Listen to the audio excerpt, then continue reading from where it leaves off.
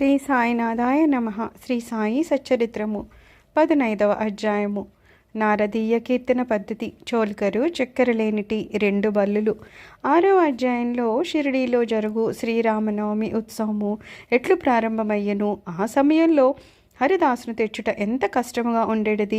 తుదకు ఆ పనిని దాసగను మహారాజు నిర్వహించినట్లు బాబా శాశ్వతంగా నియమించడం, దానిని ఇప్పటి వరకు దాసగను జయప్రదంగా నడుపుట అనునవి చదువర్లు జ్ఞాపకముంచుకుని ఉంటారు. ఈ అధ్యాయంలో దాసగను హరికథలను ఎట్లు చెప్పువారో వర్ణిందును. నారదీయ కీర్తన పద్ధతి. సాధారణంగా మహారాష్ట్ర దేశంలో హరిదాసులు హరికథ చెప్పునప్పుడు ఆడంబరమైన నిండు అంగరఖాలు వేసుకొందరు. తలపైన పాగా కానీ, పేట అంటే ఒక విధమైన ఎర్రని మహారాష్ట్రపు టోపీ కానీ, పొడవైన కోటు, లోపల చొక్క, పైన ఉత్తరీయము మామూలుగా ధరించడి ధౌతిని కట్టుకొందురు. ఈ ప్రకారంగా దుస్తులను ధరించి షిరిడీలో హరికథ చెప్పడానికై దాసగను తయారయ్యను. బాబా సెలవు పొందడానికై మసీదుకు పోయాను. బాబా అతనితో, ఏమోయ్ పెండి కొడుక, ఇంత చక్కగా ముస్తాబై ఎక్కడికి పోతున్నావు అనెను. హరికథ చెప్పడానికి పోతున్నానని దాసగను జవాబిచ్చను. అప్పుడు బాబా ఇట్లన్ను, దానికి ఈ దుస్తులన్నీ ఎందుకు? కోటు, కండువా, టోపీ మొదలైనవి ముందర వెంటనే తీసి పారవేయి. శరీరంపై ఈ అలంకారాలన్నీ ఎందుకు? వెంటనే దాసగను వాటినన్నింటినీ తీసి బాబా పాదాల వద్ద ఉంచెను. అప్పటి నుంచి హరికథ చెప్పునప్పుడు వానిని దాసగను ఎన్నడూ ధరించలేదు. నడుము మొదలు తల వరకు ఏమీయూ వేసుకునేవాడు కాదు.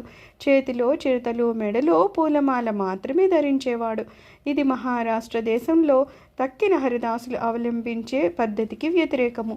నారద మహర్షియే హరికథలు ప్రారంభించిన వారు. వారు తలపైన, శరీరం పైన ఏమీయూ తొడిగేవారు కారు. చేతి అందు వీణను ధరించి ఒక చోటు నుంచి మరొక చోటికి హరినామ కీర్తన చేస్తూ పోయేవారు.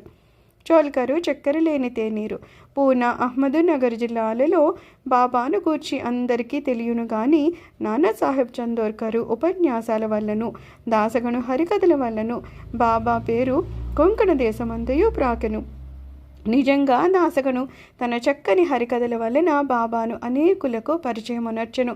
హరికథలు వినడానికి వచ్చిన వారికి అనేక రుచులుండును. కొందరు హరిదాసు గారి పాండిత్యానికి సంతసించను. కొందరికి వారి నటన, కొందరికి వారి పాటలు, కొందరికి హాస్యము, చమత్కారము, సంతసము కలుగు చేస్తూ ఉండేవి. కథాపూర్వకమున దాసుగారు సంభాషించు వేదాంత విషయాలు వినడానికి కొందరు, అసలు కథను వినడానికి కొందరు వచ్చేవారు. వచ్చిన వారిలో చాలా కొద్ది మందికి మాత్రమే భగవంతుని యందు గాని, యోగుల యందు గాని ప్రేమ విశ్వాసాలు కలుగును. కానీ దాసగను యొక్క హరికథలు వినువారల మనస్సులపై కలిగే ప్రభావము అతి సమ్మోహనకరంగా ఉండేది. ఇచ్చట ఒక ఉదాహరణం నిచ్చెదము. ఠానాలో ఉన్న కౌపీనేశ్వర ఆలయంలో ఒకనాడు దాసగను మహారాజు హరికథ చెప్పుచూ సాయి మహిమను పాడుచుండెను. కథను వినడానికి వచ్చిన వారిలో చోల్కర్ అనే అతను ఉన్నాడు. అతడు పేదవాడు. ఠానా సివిల్ కోర్టులో గుమస్తాగా పనిచేయుచుండెను. అతడు దాసగను కీర్తననతి శ్రద్ధగా వినెను. వాని మనస్సు కరిగెను. వెంటనే అక్కడికక్కడే మనస్సునందు బాబాను ధ్యానించి ఇట్లు మొక్కుకొనెను. బాబా, నేను పేదవాడను. నా కుటుంబమునే నేను పోషించుకోలేకపోతున్నాను. మీ అనుగ్రహం చేత సర్కారు వారి పరీక్షలో ఉత్తీర్ణనై స్థిరమైన ఉద్యోగం లభించినచో నేను షిరిడీకి వచ్చేదను. నీ పాదాలకు సాష్టాంగ నమస్కారం చేసేదను. నీ పేరున కలకండ పంచిపెట్టుదును. బాబా కృపచే చోల్కరు పరీక్షలో పాస్ అయ్యను. స్థిరమైన ఉద్యోగం దొరికిన కనుక మొక్కు చెల్లించవలసిన బాధ్యత ఎంత త్వరగా తీర్చినా అంత త్వరగా బాగుండును అనుకొనెను. చోల్కరు బీదవాడు. వాని కుటుంబం చాలా పెద్దది కనుక షిరిడీ యాత్ర చేయడానికి ఖర్చు పెట్టుకొనలేకుండెను. ఎవరైనా పర్వత శిఖరంనైనను దాటవచ్చును, కానీ బీదవాడు తన ఇంటి గడపనే దాటలేడని కదా లోకోక్తి.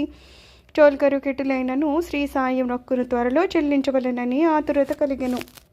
కావున తన సంసారానికి అగు ఖర్చులను తగ్గించి కొంత పైకమును మిగిల్చవలెనని నిశ్చయించుకొనెను. తేనేటిలో వేయు చక్కెరను మాని ఆ మిగిలిన ద్రవ్యాన్ని దాచడానికి ప్రారంభించెను. ఈ విధంగా కొంత ద్రవ్యాన్ని మిగిల్చిన పిమ్మట షిరిడీకి వచ్చి బాబా పాదాలపై పడెను. ఒక టెంకాయ బాబాకు సమర్పించెను. తాను మొక్కుకున్న ప్రకారము కలకండ పంచిపెట్టెను. తన మనసులోని కోరికలన్నయూ ఆనాడు నెరవేరినవనియూ తనకు ఎంతయో తృప్తిగా ఉన్నది అనియూ బాబాతో చెప్పెను. చోల్కరు బాపు సాహెబ్ జోగు గృహమునందు దిగెను. అప్పుడు వీరిరువును మసీదులో ఉన్నారు. ఇంటికి పోవడానికి వారు లేచి నిలువక బాబా జోగును పిలిచి ఇట్లనెను, నీ అతిథికి టీ తప్పులలో విరివిగా చక్కెర వేసి ఇమ్ము. ఈ పలుకులలోని భావాన్ని గ్రహించిన వాడే చోల్కరు మనస్సు కరిగెను. అతడు ఆశ్చర్యమగ్నుడయ్యను. వాని కంట్లు బాష్పాలచే నిండెను. తిరిగి బాబా పాదాలపై పడెను. జోగు కూడా ఈ మాటలను విని టీ కప్పులలో చక్కెర ఎక్కువగా కలుపుట అను దాని భావము ఏమైయుండునా అని యోచించెను. బాబా తన పలుకులచే చోల్కర మనస్సునందు భక్తి నమ్మకాలను కలుగజేయవలెనని ఉద్దేశించెను. వాని మొక్కు ప్రకారము తనకి రావాల్సిన కండ చక్కెర ముట్టిందనియు తేయాకు నీళ్లలో చక్కెర ఉపయోగించకపోవడం వలన అనే రహస్య మనోనిశ్చయాన్ని చక్కగా కనుకొన్ననియు చెప్పాను. బాబా ఇట్లు చెప్పనుద్దేశించను, నా ముందర భక్తితో మీ చేతులు చాపినచో వెంటనే రాత్రింబవళ్ళు మీ చెంద నేనుండెదను. నా దేహము ఇచ్చట ఉన్నప్పటికీ సప్త సముద్రముల కవ్వల మీరు చేయుచున్న పనులు నాకు తెలియను. ప్రపంచమున మీకిచ్చి వచ్చిన చోటికి పోవుడు నేను మీ చెంతనే ఉండెదను. నా నివాస స్థలము మీ హృదయం నందే గలదు. నేను మీ శరీరంలోనే ఉన్నాను. ఎల్లప్పుడూ మీ హృదయాలలోనూ సర్వజన హృదయాల యందును గల నన్ను పూజింపుడు. ఎవ్వరూ నన్ను ఈ విధంగా గుర్తించెదరో వారు ధన్యులు, పావనులు, అదృష్టవంతులు. బాబా చోల్కరుకి ఎంత చక్కని ముఖ్యమైన నీతిని ఈ విధంగా బోధించను కదా. 2 బల్లులు. ఈ అధ్యాయాన్ని 2 చిన్న బల్లుల కథతో ముగించదము. ఒకనాడు బాబా మసీదులో కూర్చుని ఉండెను. ఒక భక్తుడు బాబా ముందర కూర్చుని ఉండెను. ఒక బల్లి టిక్కు టిక్కుమని పలికెను. కుతూహలముకై ఆ భక్తుడు బల్లి పలికిన దానికి ఏమిటి అర్థమని బాబాని అడిగెను. అది శుభశకునమా లేక అశుభమా అని ప్రశ్నించెను. తన చెల్లెలు ఔరంగాబాదు నుండి తన్ని చూడటానికి వచ్చుచున్నదని, ఆ బల్లి ఆనందించుచున్నదని బాబా పలికెను. భక్తుడు నిర్గాంతపోయి కిమ్మనక కూర్చుండెను. బాబా పలికిన దాన్ని అతడు గ్రహించలేకుండెను. కొంత తొడవైన పిమ్మట ఔరంగాబాదు నుండి ఎవరో గుర్రంపై బాబా దర్శనానికై షిరిడీకి వచ్చెను. అతడింకను కొంత దూరము పోవలసి ఉన్నది. కానీ వాని గుర్రము ఆకల్చే ముందుకు పోలేకుండెను. గుర్రమునకు ఉలువలు కావలసి ఉన్నది. తన భుజంపై ఉన్న సంచిని తీసి ఉలువలు తీసుకొని వచ్చటానికై పోవునప్పుడు దానిలో ఉన్న ధూళిని విదిలించెను. అందులో నుంచి ఒక బల్లి క్రింద పడి అందరూ చూస్తుండగా గోడనెక్కెను. ప్రశ్నించిన భక్తుణ్ణి అదంతయు జాగ్రత్తగా గమనించమని బాబా చెప్పెను. వెంటనే ఆ బల్లి తన సోదరి వద్దకు సంతోషంతో పోయెను. చాలా కాలం పిమ్మట అక్క చెల్లెండ్రు కలుసుకొనిరి. ఒకరినొకరు కౌగలించుకొని ముద్దుడుకొనిరి. గుండ్రంగా తిరుగుతూ అధిక ప్రేమతో ఆడిరి.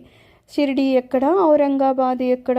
గుర్రపు రౌతు ఔరంగాబాదు నుంచి బల్లిని తీసుకొని షిరిడీకి ఎట్లు వచ్చెను? రాబోయే 2 అక్క చెల్లెండ్రు కలియుదురని బాబా ముందుగానే ఎట్లు చెప్పగలిగెను? ఇది అంతయు బహుచిత్రంగా ఉన్నది. ఇది బాబా సర్వజ్ఞుడని నిరూపించుచున్నది. ఉత్తర లేఖనము. ఎవరైతే ఈ అధ్యాయాన్ని భక్తి శ్రద్ధలతో నిత్యము పారాయణం చేస్తారో వారి కష్టాలన్నీ శ్రీ సాయినాథుని కృపచే తొలగును.